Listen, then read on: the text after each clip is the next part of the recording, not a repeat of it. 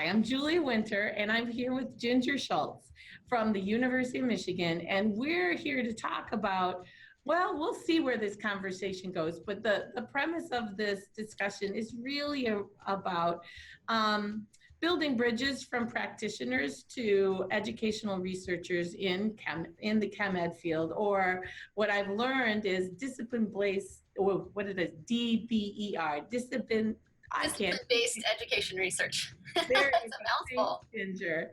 So I'm going to just start out with sort of background. Your graduate work was in polymers. And so what led you to make this change to study chemistry education? Yeah, I mean, if you go back, even before my graduate work, as an undergraduate and then in graduate school, I did a lot of things around teaching.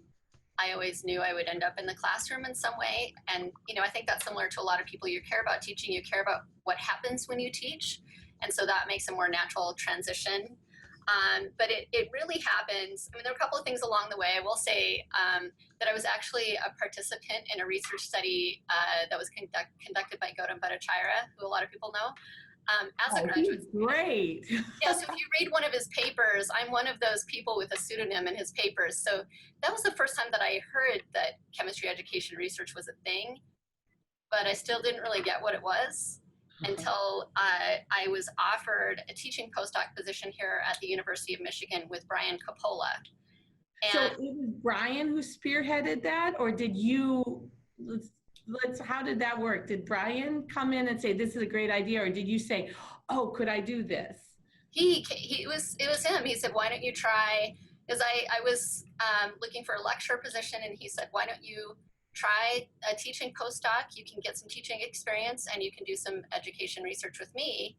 And I said, what would I be doing? Because I had no idea at that time what it consisted of, right?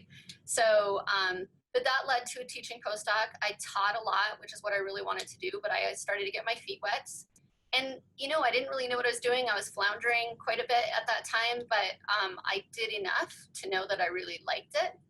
And so I kept doing it, and here I am running my own research program all these years later. So this is interesting. So I know Brian is great. Brian has helped Alchemie from the very beginning. So I have to give a hat tip out to him. But beyond Brian, did you find other mentors in the field, in the area, to help you get those feet wetter along the way?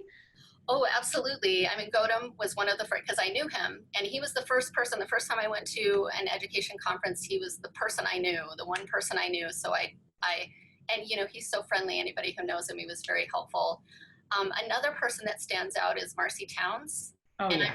I'm sure a lot of people would point to her. I went to the International Conference in Chemistry Education, and she talked to me after I presented my first talk and encouraged me to submit it to the Journal of Chemistry Education. And she's just been one who, at many points along the way, has guided me, both when I was trying to figure out what does a good manuscript of chemistry education research look like as my editor, but also just as a colleague. She's been amazing.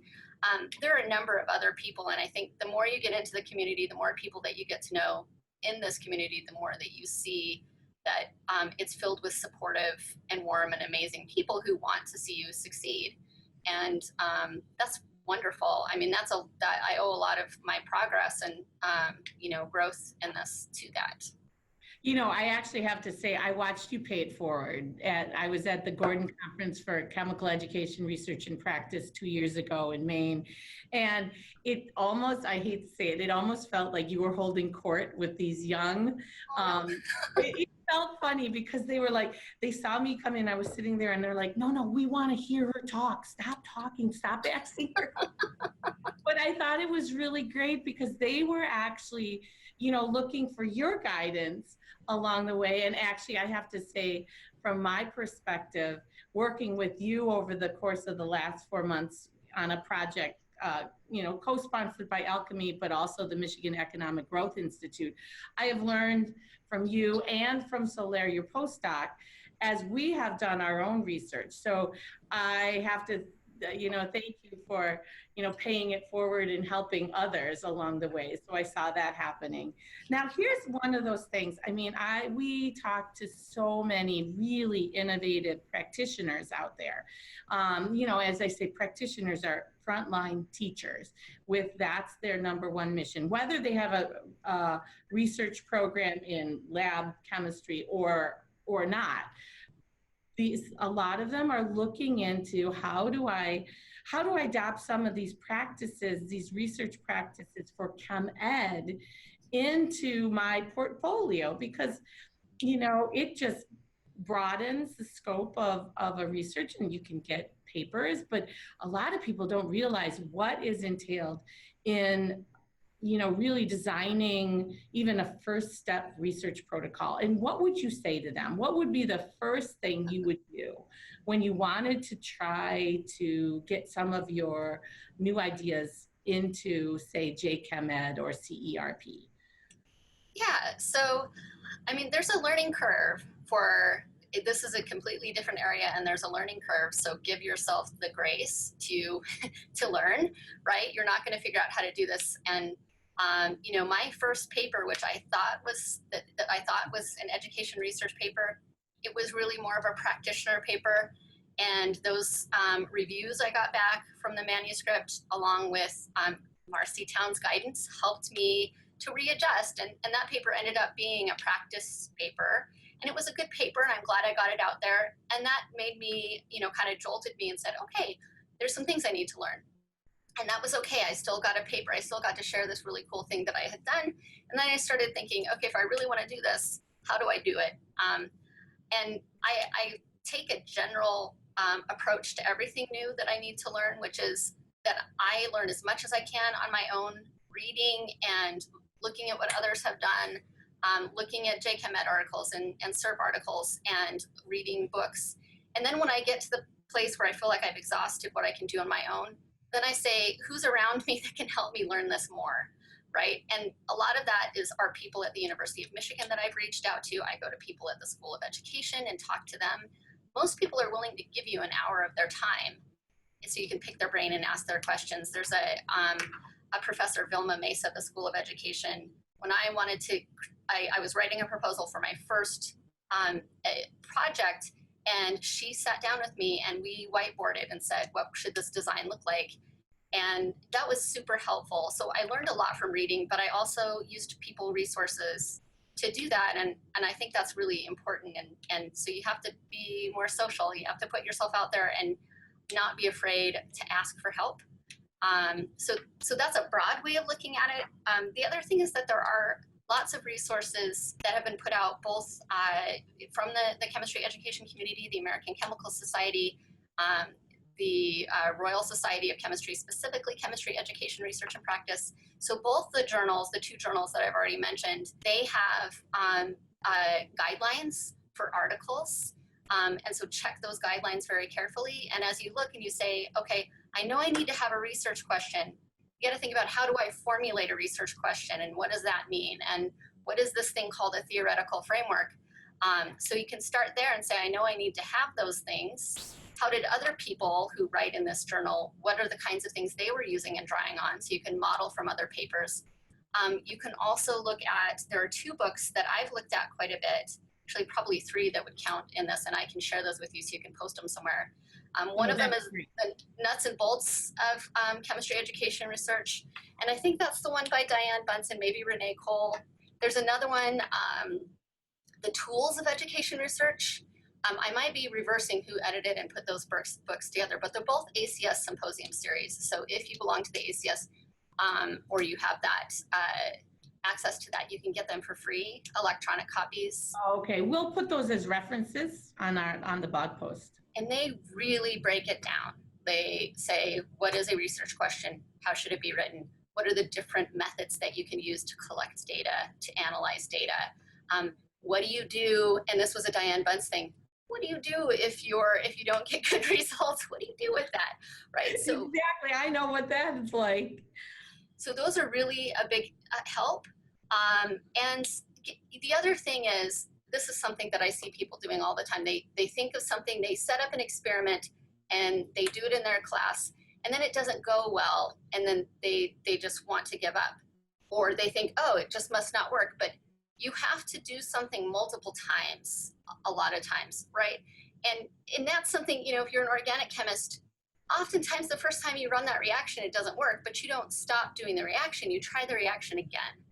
The problem in education research is you may have to wait till the next term to do it again. And so the time scale is different, but it's okay if it doesn't work. And so sometimes you have to be a little brave, and you have to give yourself additional time to try something and do that.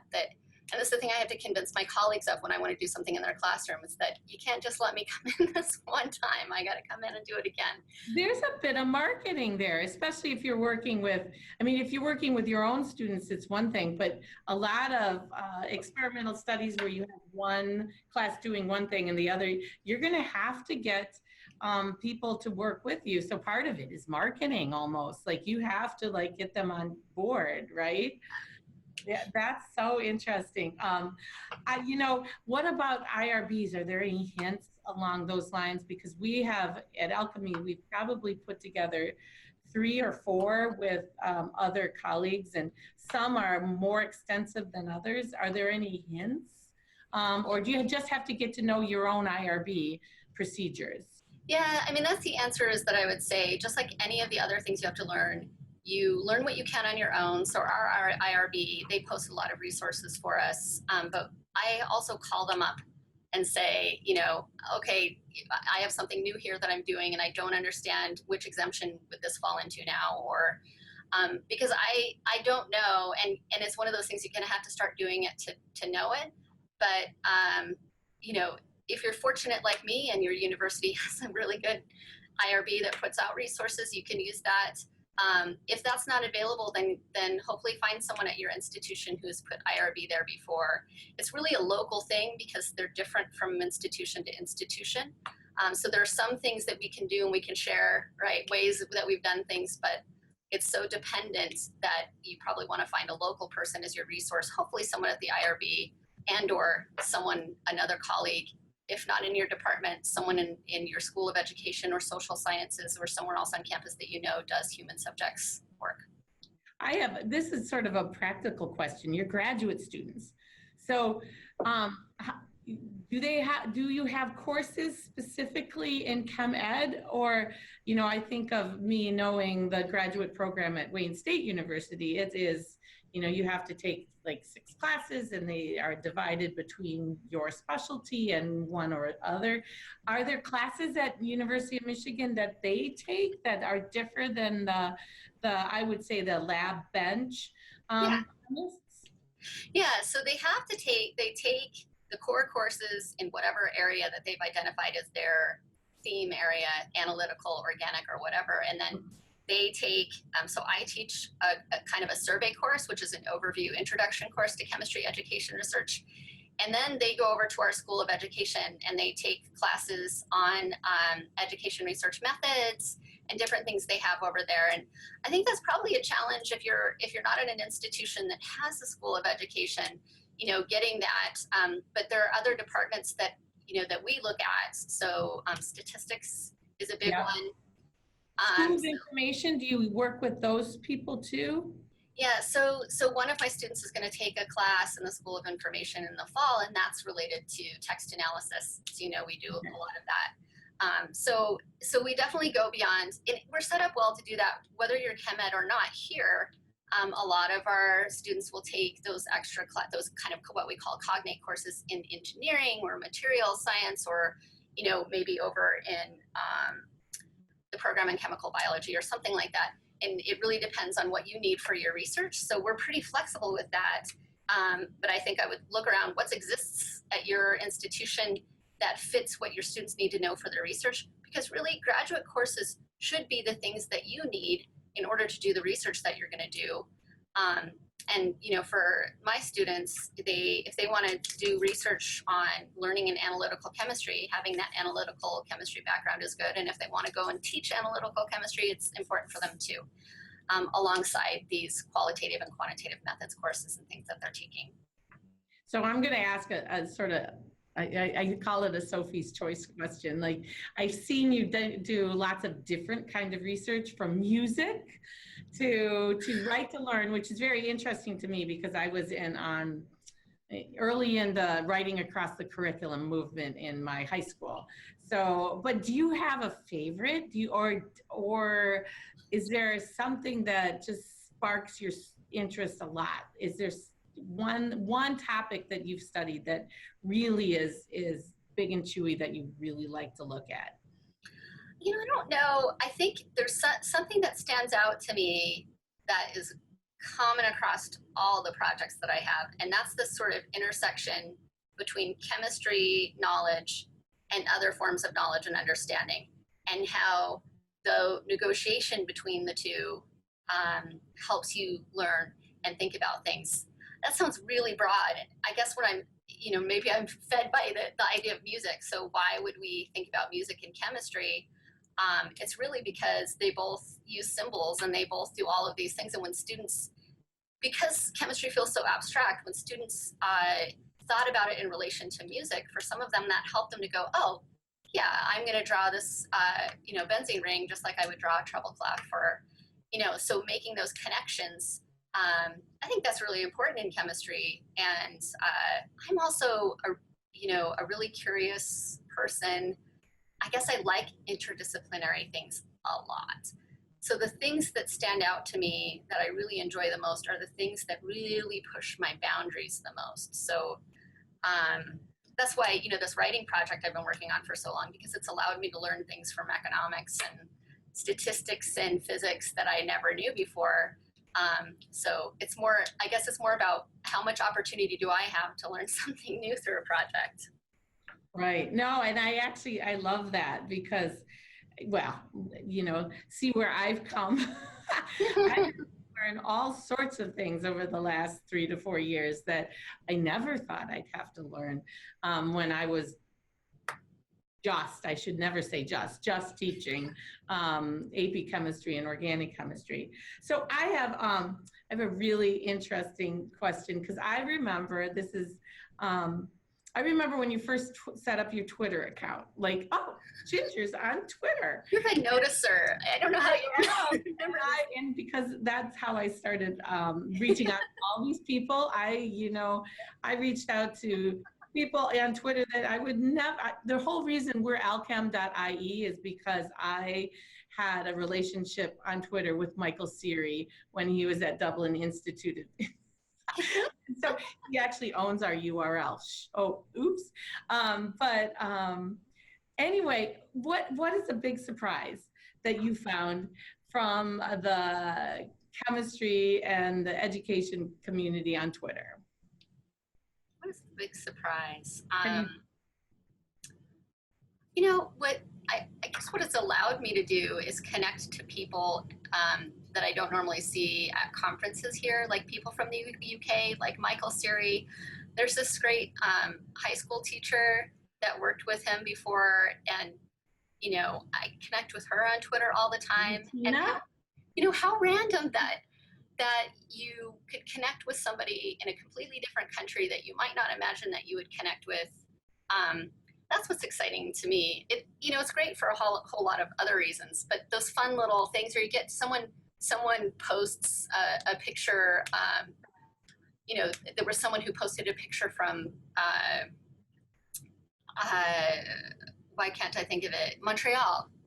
And it was so beautiful. And I thought, I want to go to Montreal. I guess just it's connecting to the bigger world, Yeah, I think it's been, for me, it's been just a surprisingly, probably just edifying and almost enthusiastically embrace. I don't follow mean people, so I tend not to have mean people on my Twitter feed because mean people don't show up.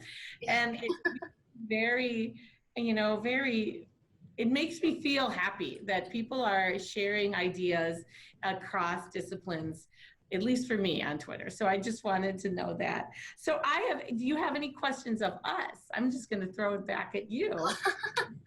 See, and then we'll wrap it up. But I think this has been really fun. Well, I guess you said you've learned a lot about chemistry education. What's one thing that stands out to you that you learned about chemistry? For me, I think this is sort of a funny thing. We talk about some of the nuts and bolts of chemistry education, the coding of the words, and some of the data analysis. And I just said it today that, we have a huge ton of data to parse and build like concept maps, and this is all for mechanisms.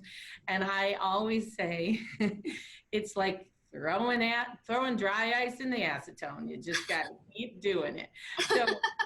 So I think what I found out is that a lot of the data analysis can be really tedious work, and it's not fun, and it's, as I said, it's like throwing dry ice in the acetone bath, and that's what you got to keep doing. So I think that's what I found in the research we've done on our side, that science is not always very fun. Yeah, I mean, you have your periods of time where you have to just keep brute forcing your way through something. That's true of any science research. Exactly. Yeah, and then of course you have to write it, and then you get your research, you get your reviews back, and then you have to go back at it, and it's humbling. So it is, but you have to have a growth mindset. I always go to that helped me so much in terms of reviews and improving. If I didn't have a growth mindset, I'd be crying all the time. Yeah, I think that's exactly right, because that's actually great, and that is probably a lesson for everyone in a lot of endeavors. And one of the things I guess I've learned from this is you never stop learning, and I think you reinvent yourself almost every day, and then just keep the chin up and keep going forward. Ginger, this has been great. We will see you later on as we move through the research for mechanisms, and good luck pushing that button this afternoon on your NSF proposal. Thank you. Okay, thanks a lot.